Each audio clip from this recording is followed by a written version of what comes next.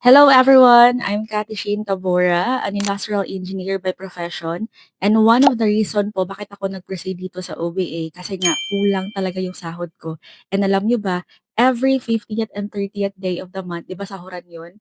Wala talaga ako masasave. Kaya po, buti na lang talaga nakita ko yung OBA sa Facebook and nagtuloy-tuloy ako, nag-take risk ako, and right now, kumita na po tayo ng 1.1 million dahil lang po sa copy and earn system na ina-apply natin dito.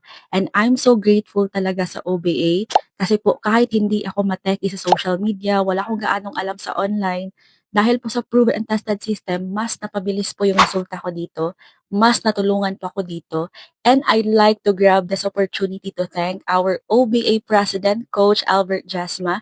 Thank you so much, mentor, kasi dahil po sa inyo, hindi na pa ako tumuloy mag-work sa ibang bansa. Thank you so much, Online Business Academy. Thank you so much, Coach Albert. God bless everyone.